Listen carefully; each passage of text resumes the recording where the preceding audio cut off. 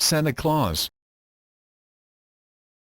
Santa Claus, also known as Saint Nicholas, Father Christmas, Kris Kringle and simply Santa, is a figure with legendary, historical and folkloric origins who, in many Western cultures, is said to bring gifts to the homes of the good children on December 24, the night before Christmas. However, in some European countries children receive their presents on St. Nicholas Day, December 6. The modern figure of Santa Claus is derived from the Dutch figure of Sinterklaas, which, in turn, has part of its basis in hagiographical tales concerning the historical figure of Christian bishop and gift-giver Saint Nicholas. During the Christianization of Germanic Europe, this figure may have absorbed elements of the god Odin, who was associated with the Germanic pagan midwinter event of Yule and led the Wild Hunt, a ghostly procession through the sky. Over time, traits of this character and the British folklore character Father Christmas merged to form the modern Santa Claus known today. Santa Claus is generally depicted as a portly, joyous, white-bearded man, sometimes with spectacles, wearing a red coat with white collar and cuffs, white-cuffed red trousers, and black leather belt and boots, and who carries a bag full of gifts for children. Images of him rarely have a beard with no moustache. This image became popular in the United States and Canada in the 19th century due to the significant influence of the 1823 poem A Visit from St. Nicholas, and of caricaturist and political cartoonist Thomas Nast. This image has been maintained and reinforced through song, radio, television, children's books and films.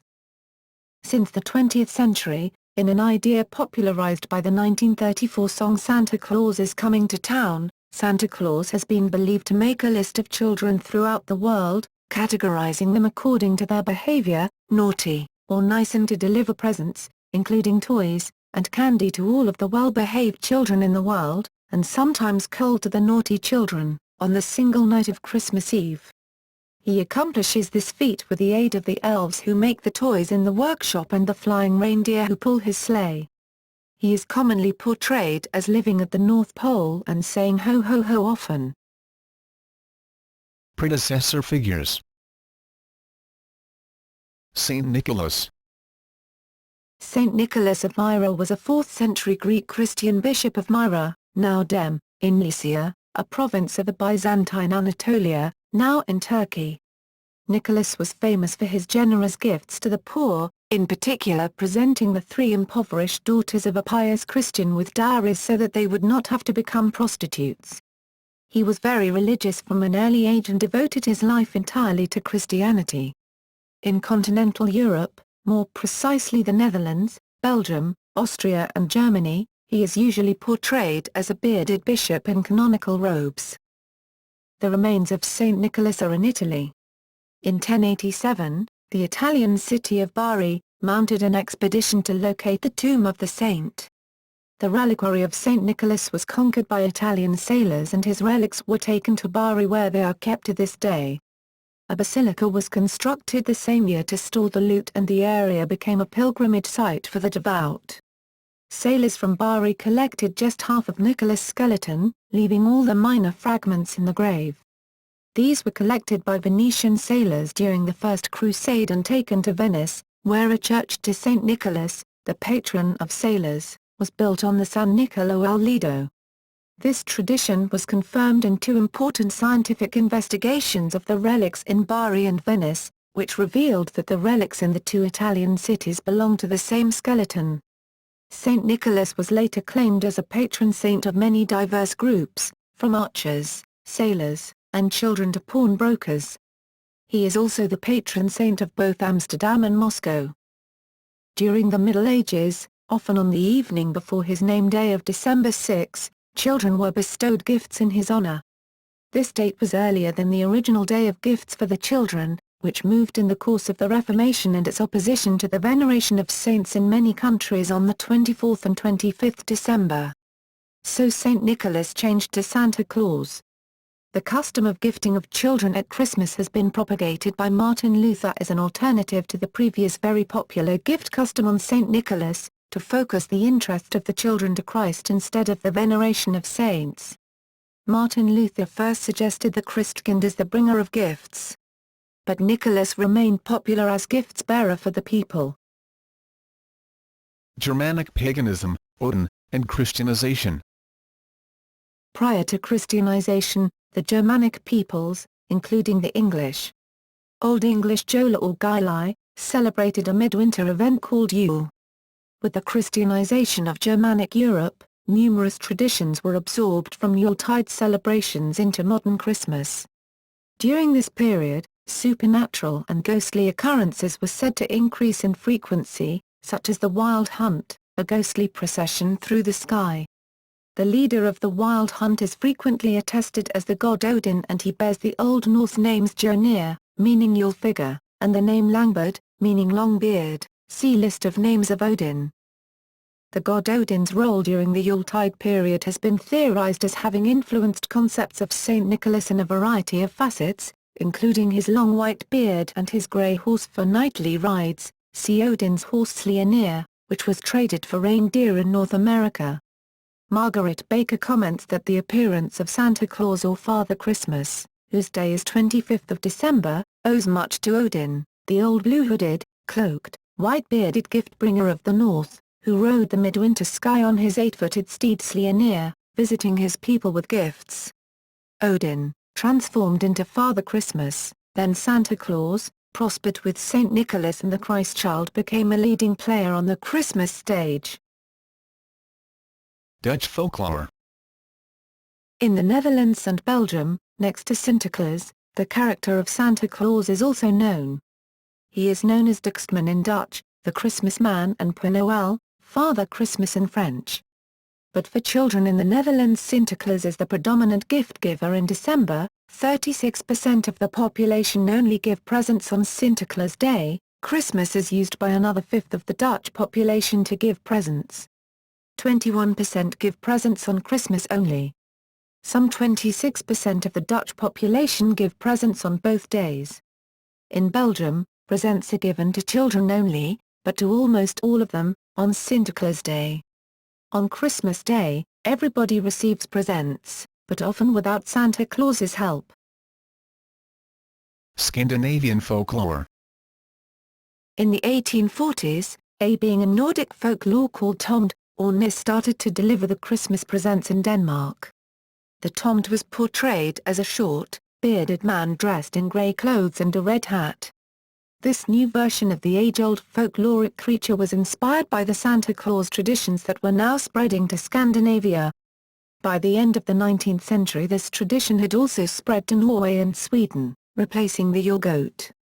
The same thing happened in Finland, but there the more human figure retained the Yule goat name. But even though the tradition of the Yule goat as a bringer of presents is now all but extinct, a straw goat is still a common Christmas decoration in all of Scandinavia. Iceland has 13 Yule lads that originate from folklore rather than Christianity and start arriving from the mountains into towns 13 days before December 24th. Father Christmas. Father Christmas dates back as far as 16th century in England during the reign of Henry VIII, when he was pictured as a large man in green or scarlet robes lined with fur. He typified the spirit of good cheer at Christmas, bringing peace, joy, good food and wine and revelry. As England no longer kept the feast day of St. Nicholas on December 6, the Father Christmas celebration was moved to December 25 to coincide with Christmas Day. The Victorian revival of Christmas included Father Christmas as the emblem of good cheer. His physical appearance was variable, with one famous image being John Leech's illustration of the ghost of Christmas present in Charles Dickens's festive classic A Christmas Carol, 1843, as a great genial man in a green coat lined with fur who takes Scrooge through the bustling streets of London on the current Christmas morning, sprinkling the essence of Christmas onto the happy populace. Father Christmas is now widely seen as synonymous with the Santa Claus figure. History. Origins. Pre-modern representations of the gift giver from church history and folklore, notably Saint Nicholas and Sinterklaas, merged with the English character Father Christmas to create the character known to Americans and the rest of the English-speaking world as Santa Claus. In the English and later British colonies of North America, and later in the United States, British and Dutch versions of the gift give emerged further. For example, in Washington Irving's History of New York, 1809, Sinterklaas was Americanized into Santa Claus, a name first used in the American press in 1773, but lost his bishop's apparel, and was at first pictured as a thick-bellied Dutch sailor with a pipe in a green winter coat. Irving's book was a lampoon of the Dutch culture of New York, and much of this portrait is his joking invention. 19th century. In 1821, the book A New Year's Present, to the Little Ones from 5 to 12 was published in New York. It contained Old Santklaus, an anonymous poem describing an old man on a reindeer sleigh, bringing presents to children. Some modern ideas of Santa Claus seemingly became canon after the anonymous publication of the poem A Visit from St. Nicholas, better known today as The Night Before Christmas and the Troy, New York, Sentinel on December 23, 1823. The poem was later attributed to Clement Clarke Moore. Many of his modern attributes are established in this poem, such as riding in a sleigh that lands on the roof, entering through the chimney, and having a bag full of toys. Saint Nick is described as being chubby and plump, a right jolly old elf with a little round belly, that shook when he laughed like a bowlful of jelly, in spite of which the miniature sleigh, and tiny reindeer still indicate that he is physically diminutive. The reindeer were also named, Dasher, Dancer, Prancer, Vixen, Comet, Cupid, Dunder and Bliksem. Dunder and Bliksem came from the Old Dutch words for thunder and lightning, which were later changed to the more German-sounding Donner and Blitzen. As the years passed, Santa Claus evolved in popular culture into a large, heavy-set person. One of the first artists to define Santa Claus's modern image was Thomas Nast, an American cartoonist of the 19th century. In 1863, a picture of Santa illustrated by Nast appeared in Harper's Weekly.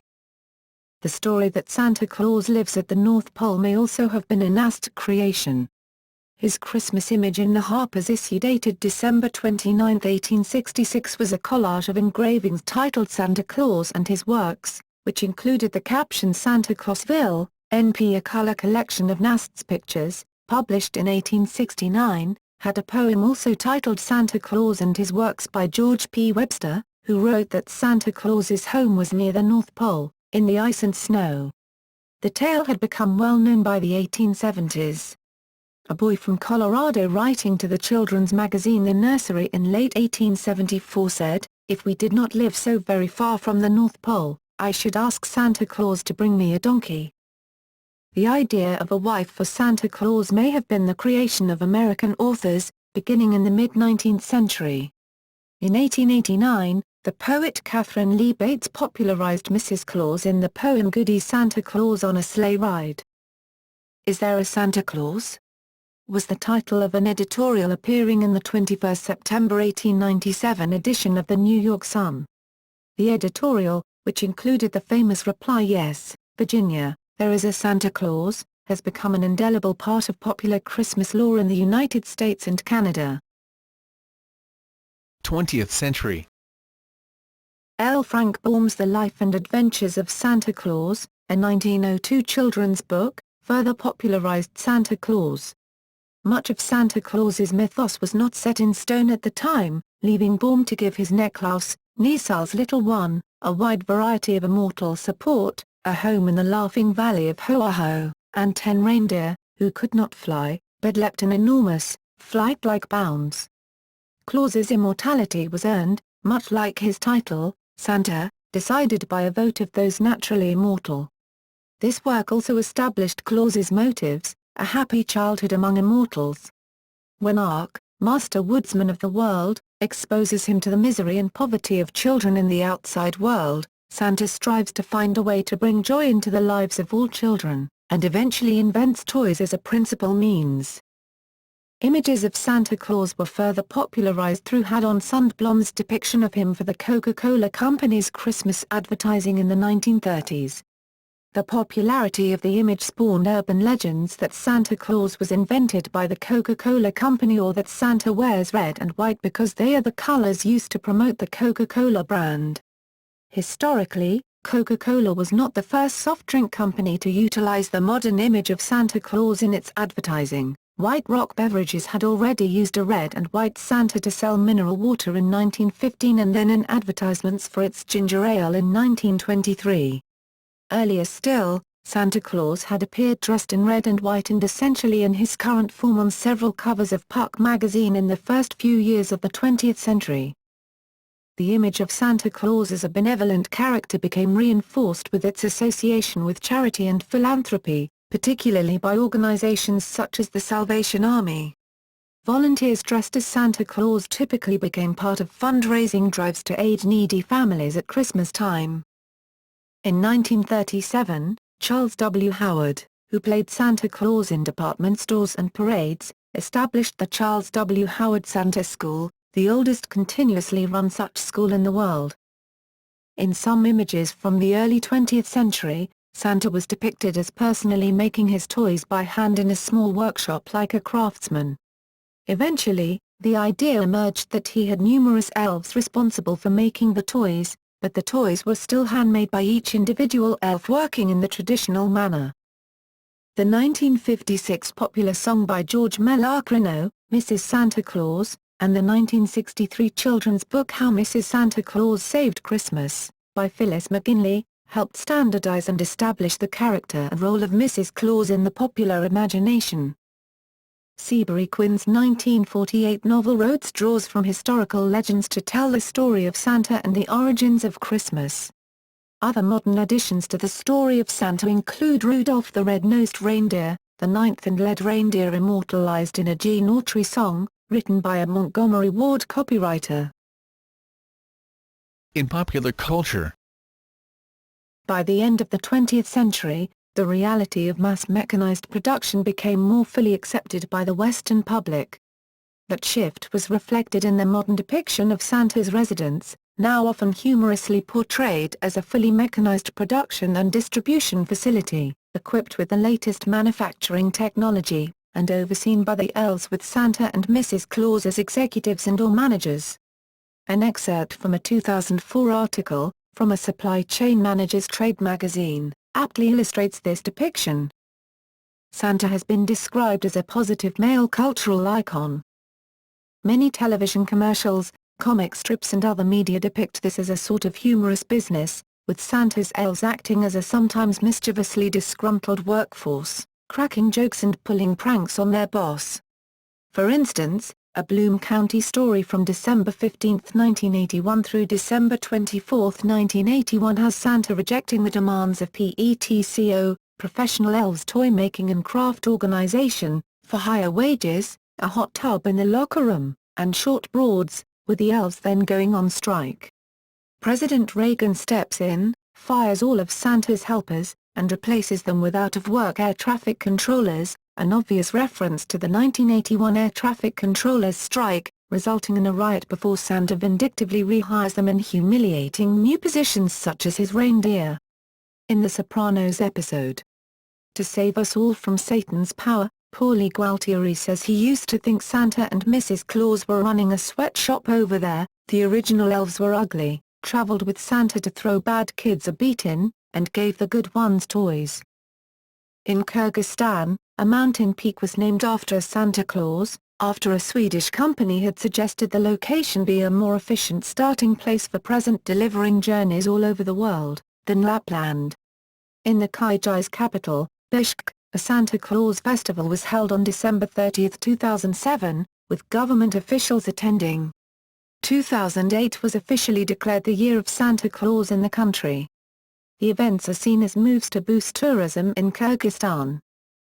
The Guinness World Record for the largest gathering of Santa Clauses is held by Derry City, Northern Ireland.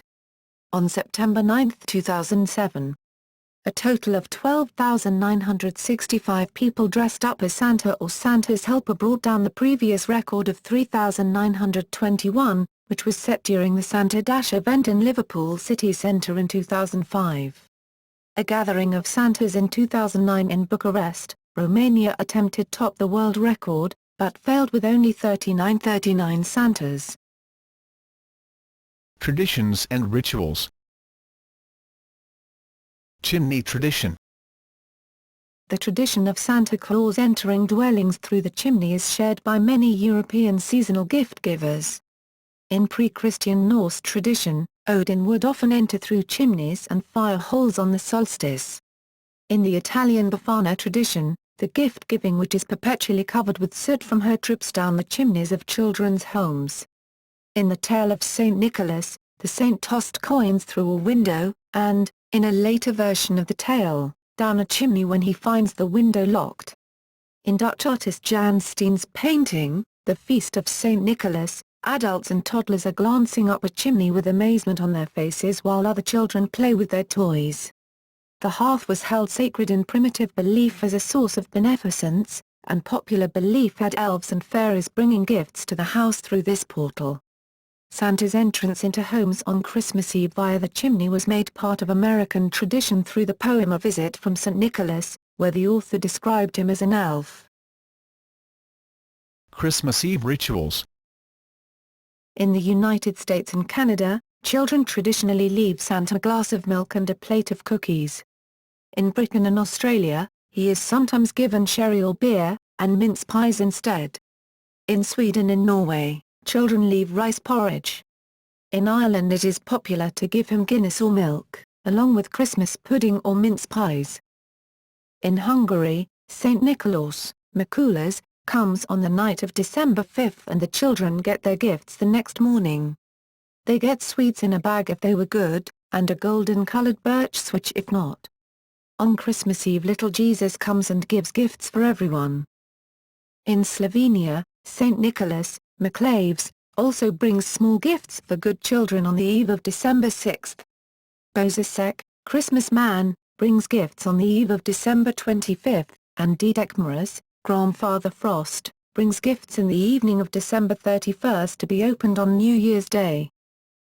New Zealander, British, Australian, Irish, Canadian and American children also leave a carrot for Santa's reindeer, and were traditionally told that if they are not good all year round, that they will receive a lump of coal in their stockings, although this practice is now considered archaic. Children following the Dutch custom for Sinterklaas will put out their shoe, that is, leave hay and a carrot for his horse in a shoe before going to bed, sometimes weeks before the Sinterklaas avond. The next morning they will find the hay and carrot replaced by a gift. Often, this is a marzipan figurine.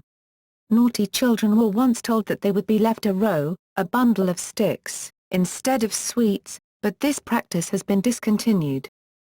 Other Christmas Eve Santa Claus rituals in the United States include reading A Visit from St. Nicholas or other tale about Santa Claus, watching a Santa or Christmas-related animated program on television, such as the aforementioned Santa Claus is Coming to Town and similar specials, such as Rudolph the Red-Nosed Reindeer, among many others, and the singing of Santa Claus songs such as Santa Claus is Coming to Town, Here Comes Santa Claus, and Up on the Housetop. Last-minute rituals for children before going to bed include aligning stockings at the mantelpiece or other place where Santa cannot fail to see them, peeking up the chimney, in homes with a fireplace, glancing out a window and scanning the heavens for Santa's sleigh, and, in homes without a fireplace, unlocking an exterior door so Santa can easily enter the house. Tags on gifts for children are sometimes signed by their parents from Santa Claus before the gifts are laid beneath the tree. Home. Santa Claus's home traditionally includes a residence and a workshop where he creates, often with the aid of elves or other supernatural beings, the gifts he delivers to good children at Christmas. Some stories and legends include a village, inhabited by his helpers, surrounding his home and shop. In North American tradition, in the United States and Canada, Santa lives on the North Pole, which according to Canada Post lies within Canadian jurisdiction in Postal Code HOH0RO, a reference to Ho Ho Ho, Santa's notable saying, although postal codes starting with H are usually reserved for the island of Montreal and Quebec. On December 23, 2008, Jason Kenney, Canada's Minister of Citizenship, Immigration and Multiculturalism, formally awarded Canadian citizenship status to Santa Claus. The Government of Canada wishes Santa the very best in his Christmas Eve duties and wants to let him know that, as a Canadian citizen, He has the automatic right to re-enter Canada once his trip around the world is complete, Kenny said in an official statement. There is also a city named North Pole in Alaska where a tourist attraction known as the Santa Claus House has been established. The U.S. Postal Service uses the city's zip code of 99705 as their advertised postal code for Santa Claus. A Wendy's in North Pole, Alaska has also claimed to have a sleigh fly-through. Each Nordic country claims Santa's residence to be within their territory. Norway claims he lives in Drøbak. In Denmark, he is said to live in Greenland, near Imanak. In Sweden, the town of Mora has a theme park named Tomtland. The National Postal Terminal in Tomteboda in Stockholm receives children's letters for Santa. In Finland, Korvatuntuuri has long been known as Santa's home, and two theme parks, Santa Claus Village and Santa Park, are located near Rovaniemi. Parades, department stores, and shopping malls. Santa Claus appears in the weeks before Christmas in department stores or shopping malls, or at parties. The practice of this has been credited to James Edgar, as he started doing this in 1890 in his Brockton, Massachusetts department store. He is played by an actor, usually helped by other actors, often mall employees, dressed as elves or other creatures of folklore associated with Santa. Santa's function is either to promote the store's image by distributing small gifts to children, or to provide a seasonal experience to children by listening to their wish list while having them sit on his knee, a practice now under review by some organizations in Britain and Switzerland. Sometimes a photograph of the child and Santa are taken. Having a Santa set up to take pictures with children is a ritual that dates back at least to 1918. The area set up for this purpose is festively decorated, usually with a large throne, and is called variously Santa's Grotto, Santa's Workshop, or a similar term. In the United States, the most notable of these is the Santa at the flagship Macy's store in New York City. He arrives at the store by sleigh in the Macy's Thanksgiving Day Parade on the last float, and his court takes over a large portion of one floor in the store. This was popularized by the 1947 film Miracle on 34th Street, with Santa Claus being called Kris Kringle. The Macy's Santa Claus in New York City is often said to be the real Santa.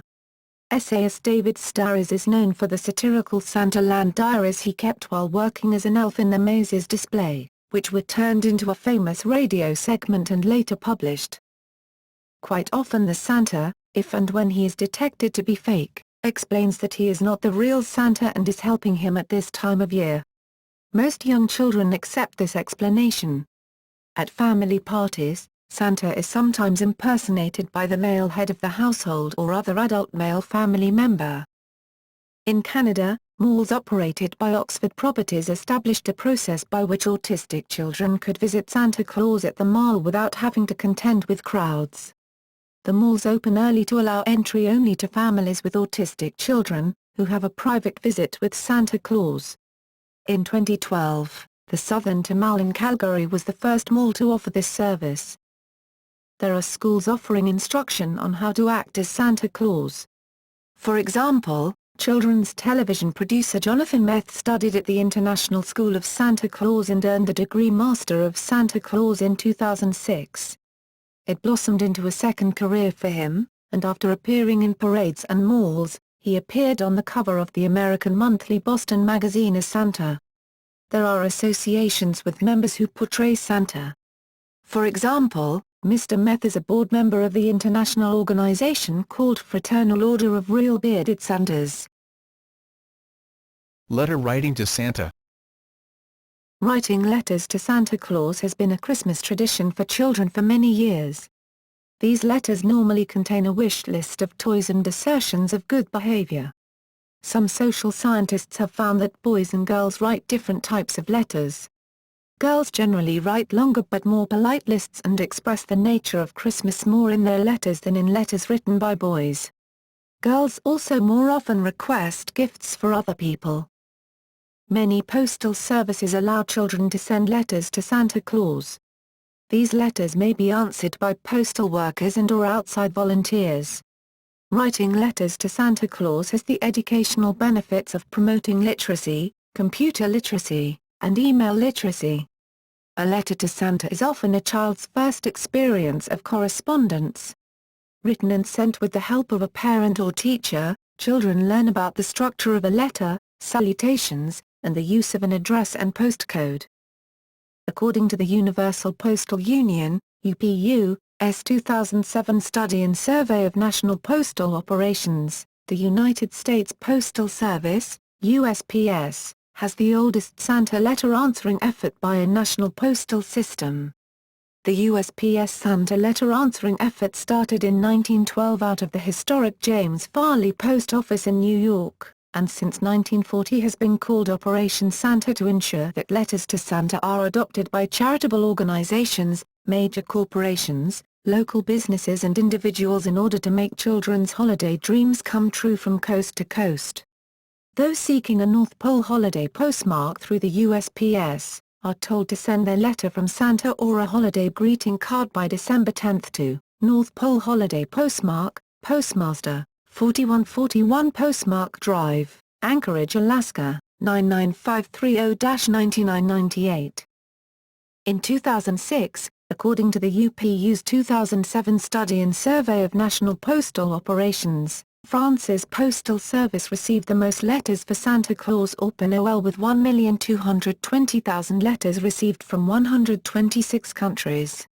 France's postal service in 2007 specially recruited someone to answer the enormous volume of mail that was coming from Russia for Santa Claus. Other interesting Santa letter processing information, according to the UPU's 2007 study and survey of national postal operations, are countries whose national postal operators answer letters to Santa and other end-of-year holiday figures, and the number of letters received in 2006, Germany, 500,000, Australia, 117,000, Austria, 6,000, Bulgaria, 500, Canada, 1,060,000, Spain, 232,000, United States, no figure, as statistics are not kept centrally, Finland, 750,000, France, 1,220,000, Ireland, 100,000, New Zealand, 110,000, Portugal, 255,000, Poland, 3,000, Slovakia, 85,000, Sweden, 150,000, Switzerland, 17,863, Ukraine, 5,019, United Kingdom, 750,000. In 2006, Finland's national postal operation received letters from 150 countries, representing 90% of the letters received. France's postal service from 126 countries, Germany from 80 countries, and Slovakia from 20 countries. In 2007, Canada Post replied to letters in 26 languages and Deutsche Post in 16 languages. Some national postal operators make it possible to send in email messages which are answered by physical mail. All the same, Santa still receives far more letters than email through the national postal operators, proving that children still write letters. National postal operators offering the ability to use an online web form, with or without a return email address, to Santa and obtain a reply include Canada Post, online web request form in English and French, France's Postal Service, online web request form in French, and New Zealand Post, online web request form in English. In France, by December 6, 2010, a team of 60 postal elves had sent out reply cards in response to 80,000 email online request forms and more than 500,000 physical letters. Canada Post has a special postal code for letters to Santa Claus, and since 1982 over 13,000 Canadian postal workers have volunteered to write responses. His address is, Santa Claus, North Pole, Canada, HOH0RO, see also, Ho Ho Ho. This postal code, in which zeros are used for the letter O, is consistent with the alternating letter number format of all Canadian postal codes. Sometimes children's charities answer letters in poor communities, or from children's hospitals, and give them presents they would not otherwise receive. In 2009, 1,000 workers answered 1.1 million letters and 39,500 email online request forms from children in 30 different languages, including Braille. In Britain it was traditional for some to burn the Christmas letters on the fire so that they would be magically transported by the wind to the North Pole.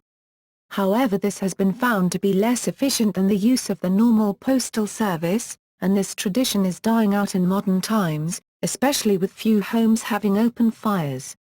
According to the Royal Mail website, Santa's address for letters from British children is, Santa Father Christmas, Santa's Grotto, Reindeerland, XM45 Headquarters.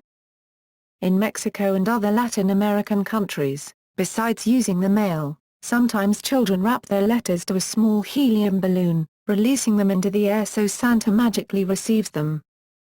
In 2010, the Brazilian National Post Service, Correios, formed partnerships with public schools and social institutions to encourage children to write letters and make use of postcodes and stamps. In 2009, the Brazilian National Post Service, Correios, answered almost 2 million children's letters, and spread some seasonal cheer by donating 414,000 Christmas gifts to some of Brazil's neediest citizens. Through the years, the Finnish Santa Claus, Juuli Pukijoulugoat, has received over 8 million letters. He receives over 600,000 letters every year from over 198 different countries, with Togo being the most recent country added to the list. Children from Great Britain, Poland and Japan are the busiest writers.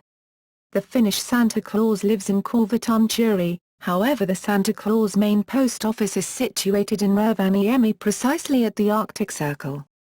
His address is, Santa Claus Main Post Office, Santa Claus Village, Finn 96930 Arctic Circle.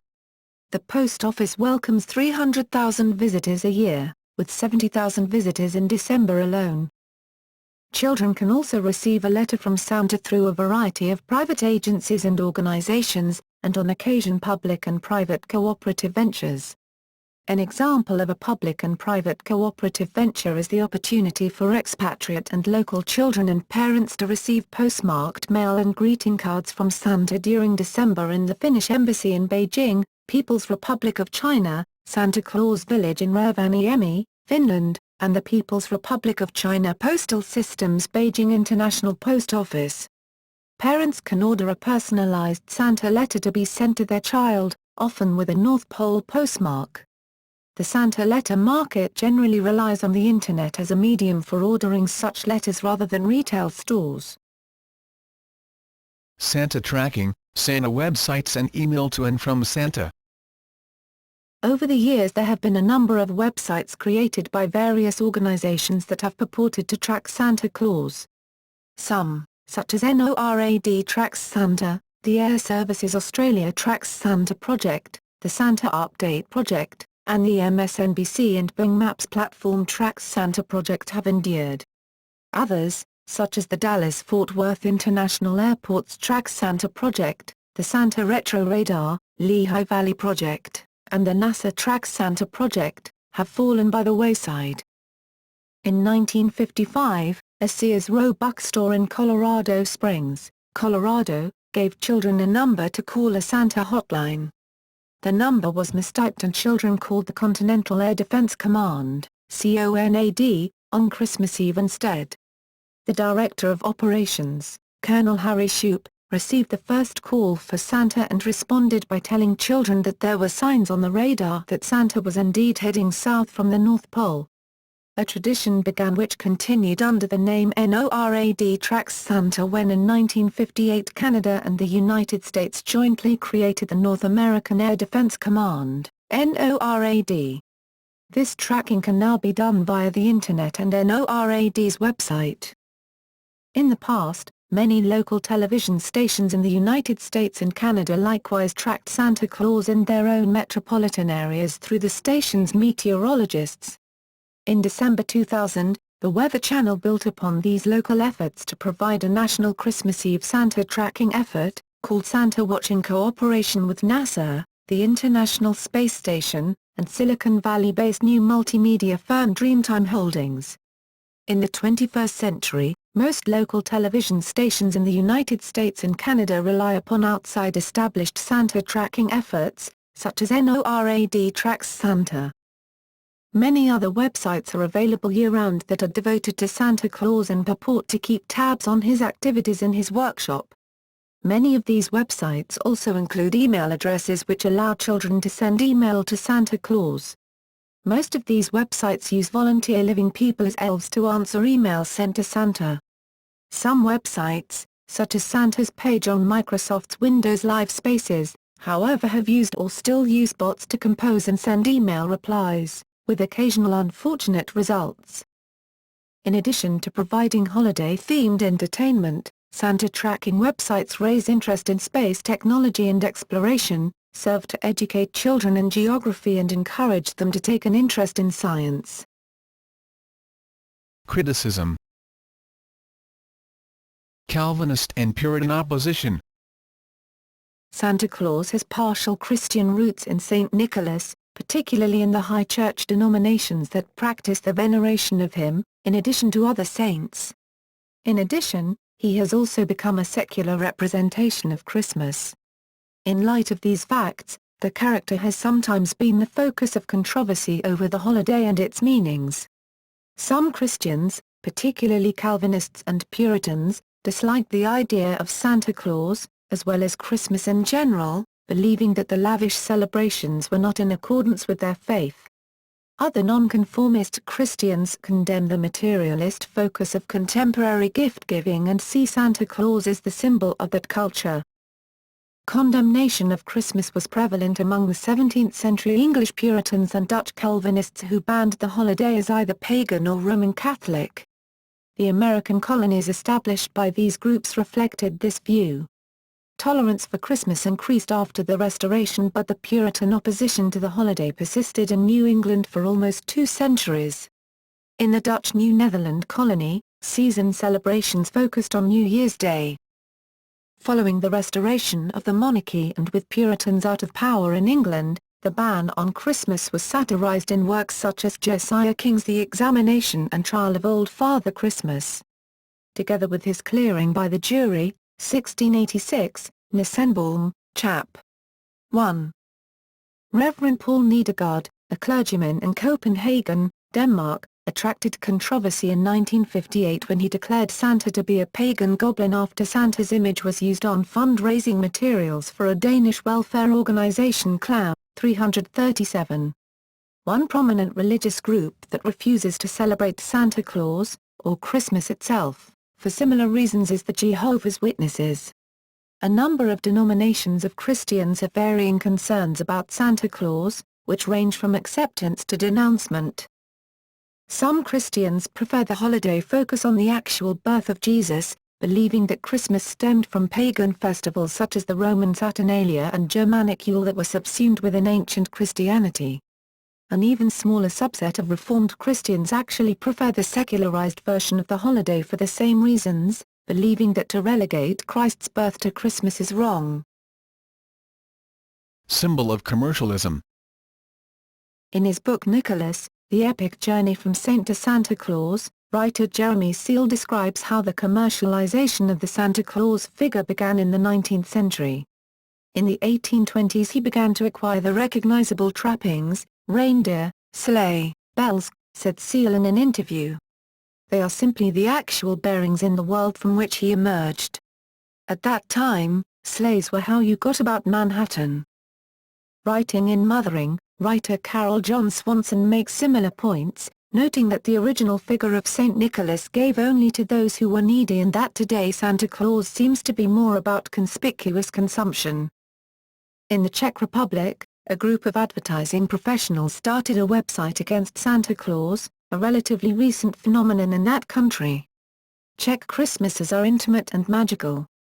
All that Santa stuff seems to me like cheap show business, said David Koenig of the Creative Copywriters Club, pointing out that it is primarily an American and British tradition. I'm not against Santa himself. I'm against Santa in my country only. In the Czech tradition, presents are delivered by Ježíšek, which translates as baby Jesus. In the United Kingdom, Father Christmas was historically depicted wearing a green cloak. As Father Christmas has been increasingly merged into the image of Santa Claus, that has been changed to the more commonly known red suit. One school in the seaside town of Brighton banned the use of a red suit, erroneously believing it was only indicative of the Coca-Cola advertising campaign. School spokesman Sarah James said, "The red-suited Santa was created as a marketing tool by Coca-Cola, it is a symbol of commercialism." However, Santa had been portrayed in a red suit in the 19th century by Thomas Nast among others. Controversy about deceiving children. Various psychologists and researchers have wrestled with the ways that parents collude to convince young children of the existence of Santa Claus, and have wondered whether children's abilities to critically weigh real-world evidence may be undermined by their belief in this or other imaginary figures. For example, University of Texas psychology professor Jacqueline Woolley helped conduct a study that found, to the contrary, that children seemed competent in their use of logic, evidence, and comparative reasoning even though they might conclude that Santa Claus or other fanciful creatures were real.